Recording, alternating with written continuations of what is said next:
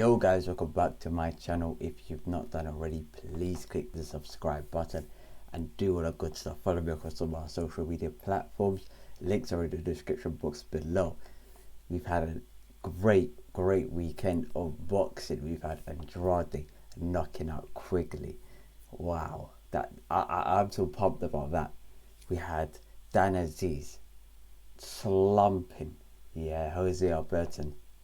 And then we had the Crawford versus Porter KO. Listen, we've got a lot to get through in this video, guys. So listen, like the video, because this is going to be a banger. Cool, We'll start off with Porter Crawford, to be fair. This one is so anticipated, Like, I was looking at this fight, I was thinking, who do I think is going to win?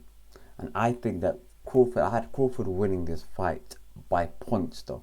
I didn't have him winning by stoppage. And the reason why I didn't have him winning by stoppage is simply because I think Shawn Porter was a very tough opponent, a very durable opponent as well, and barely ever gets knocked down or barely ever gets knocked out. But the fight was amazing. Like I was amazed at what Crawford was doing. I mean, not even Crawford. I was amazed at what Porter was doing. Porter was doing some, he was one focused, laser target, straight down the middle. I'm in the full attack. And it is just refreshing. He just put caution to win. He was a bit tactical earlier on and he decided, you know what, let's be a bit more tactical. When we get our chances, better take our chances. So I was really impressed by Shawn Porter's performance. You know what? Crazy thing is that I had him winning that fight. I really did. I had him winning that fight 6 rounds to 3. I think what Crawford was doing good was that every time a Porter came in and tried to launch any sort of attack, he would sort of pivot so fast and clinch at the end. He won't pivot and then try to jab on his way out. He would pivot the whole way through, like a sort of a 360 pivot, or 180, sorry, and then just clinch him. And really tried to take Porter off his whole stance, of his whole rhythm. You know what? Porter just kept the levels very much the same, slightly a little bit on the decline, but very high levels. I think Crawford just went through the gears.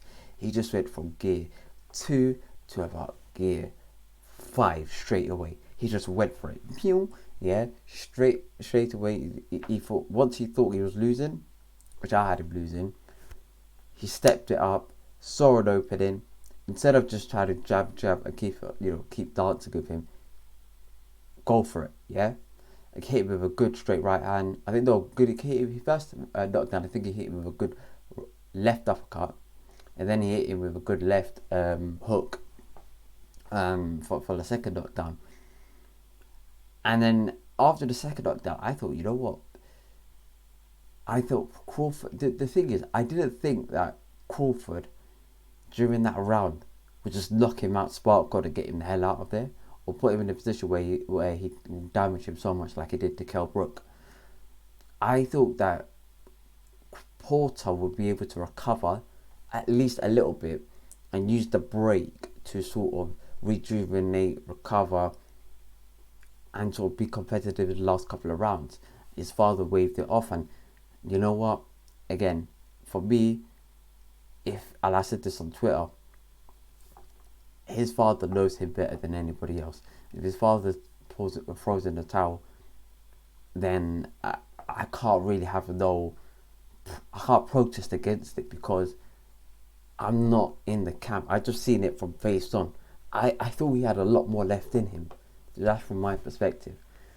But his father said otherwise, threw in the towel. And you know what? His father had some very flavoursome words to say, to be fair.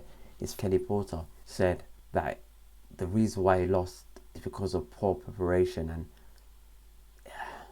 I didn't think that was the best thing to say after a fight. But then again, it is his father being protective, and I can't really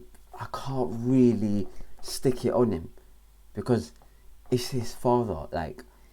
if he wants to be protective, and if you try to talk to him in driven training camp and say, listen, stop doing this, stop doing that, etc., and he's not listening, but you still have that love for him,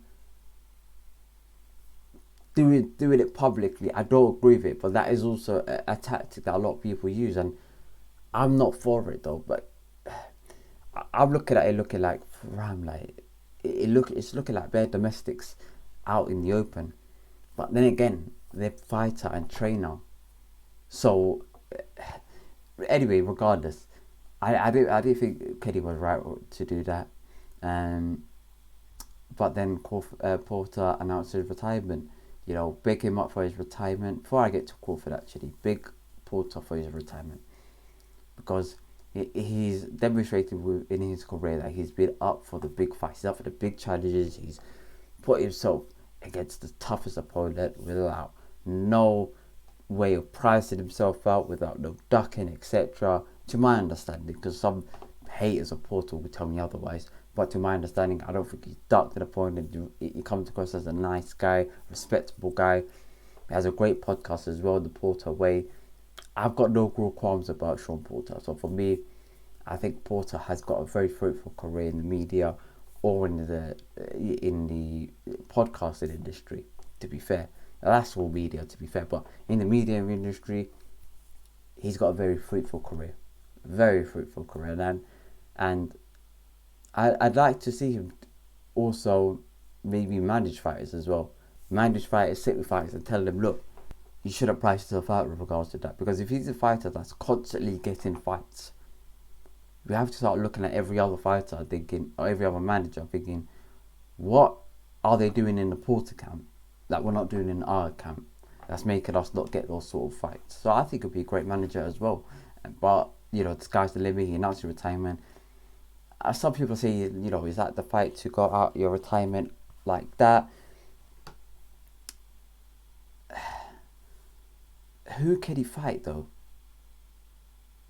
That is, and I don't want him to fight. If he doesn't want to fight again, I don't want him to fight. It's one of them ones, because it's a dangerous sport. If you don't want it, then you shouldn't really be fighting. If that makes sense. I don't want to see people getting permanently hurt in the ring because of your ego, etc. But big up Porter, Spence, not Porter, Crawford. So actually, you know what? So let's talk about it. Spence went out the ring quick. Yeah, so he saw it, even though he thought what I thought, and he thought it was potentially even a premature stoppage. I don't see why he cut, bro. Why did he go? But what? Like, I never saw him as a guy who was a die-hard Porter fan, unless he put money on it. Wow, if you imagine if he put like a couple hundred bags on it. Wow, a couple hundred. That probably explains it. Do you know what? We'll leave it as that. He bet money on it, lost it. We'll leave it as that. But it's a shame that he left. And I want Crawford. Crawford has demonstrated that he's a very, like, for me, I think he's the best welterweight there is currently right now. And I think that he would beat Spence by way of knockout. I think he will knock out Spence. I can't see. Well, I can see how Spence beats him. He's very competitive. Spence is a great fighter, but I think Crawford is next level. I think Crawford is just that tad bit better, and I want to see that fight next. But Crawford, great fight, great. You know, it was a good fight. I think he could have did better, to be fair. Could have did a bit better. He lost. He was losing the fight, in my opinion. Well, the judges had it otherwise, but in my opinion, I had him losing that fight. So he could have did a little bit better to just make it a bit more convincing for the closer rounds. To beat Porter, it's got to take a lot of work to do that. So big up Crawford as well. Now, for me, like, Dan Azeez has, wow. Dan Azeez came away with a 7th round KO to Jose Alberton. I knew who'd win, but I didn't think of like the aftermath. I didn't think of it. I was like, yeah, he's winning this, but what happens after? What happens next? Because he was calling out. Big up Dan Azeez. Shows much love. He was calling out Lyndon Arthur, basically all of the top like heavyweights in the UK, and then I was just like, I was thinking like, I'd love for them to have a Super Six. Some people, may disagree, but I'd like to have them, all come together and have a Super Six. I partly understand where a lot of them are coming from, where they just want to go for that world title first before they come back to the UK and fight for a world title, if that makes sense. Do you know what? It's probably beneficial for all of them if one of them wins the world title. Because if Craig wins the world title, then they will all want to fight Craig. And Craig will be like, alright, cool, I'll fight you, I'll fight Lyndon, I'll fight Boatsi, I'll fight all of you guys next, one after a time. And you kind of get those fights automatically. And if Lyndon gets another belt from somewhere else, it's tough to get a belt in this division. It's one of the most stacked divisions. They'll get a belt elsewhere, and then come back and hopefully fight some of these guys. But I understand, even though I disagree, I understand where they're coming from, their standpoint, and their point of view where they're saying, I want to get world title first. Because if you think about it, a world title at 175, what does that mean? If Canelo beats Makabu, which Canelo wants to fight, if Canelo beats Makabu, Canelo will come down and want to fight a guy at 175. He's going into the 175 division regardless. At the end of his career, don't be surprised if Canelo has at least tried to become unified heavyweight championship in the 175 division. He's going to want to do that. And he would want to fight people with belts. He wouldn't have fought Billy Joe Saunders, Callum Smith, and Caleb Plant if they had no belt to their name. No way chance. He would have fought an old man on the street if that man had a belt around his waist. They're all in the mix, man. Have a Super Six, bro. Have it. But overall, Dan Azeez, it was a great performance, and I'm really, really proud of his display. I think he worked really, really well. He showed assertiveness, dominance, good variation of punches. It's good straight, like he was just going for it, and you could tell he was hungry for that fight. So big up Dan Azeez, big up Andrade as well. Andrade beat quickly in round 2. Andrade is a good fight. He really does. Andrade don't get a good fight, I'm going to be really disappointed. Next year, I want to see him against. I want to see him at least get a unification bout at 160. That's what I want. If there's anything I want in 2022, is I want Andrade to get a unification bout, straight up. If he doesn't, then I think he should just consider probably leaving Eddie and try go with the PBC and try do. I don't know, man, because it is tough, man. With these guys, they don't want to fight him, and I understand his circumstance. He should fight Triple G and Morata next. One of those two, whoever wins. And then if he wins, okay, cool. Go to Charlo, make an offer to Charlo, make as much offers as possible you can. Push for that fight as much as you can.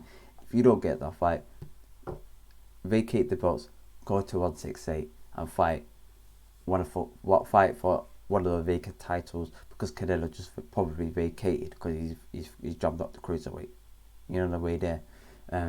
So that's what I would do if I was Andrade. If these lot don't want to fight, alright, cool, bun you, I'm going up, straight up. Because what's the fight of running around your whole career fighting bums after bums after bums, waiting for these guys to come around and say, okay, like, we will take that fight now. When you go there and they could just pull out the fight, retire, and now you've left with a bad resume. All this time you've been chasing this one opponent. Go fight somebody. Just run these lot. Go to 168 and do your thing. But it's been a great weekend of boxing. I can't wait for. I don't know who's fighting next weekend. I might have to double check. I'll see you guys in the next video, guys. Thank you for watching this video. Like, subscribe. Peace, love, prosperity, and we'll catch you guys in a bit. Peace.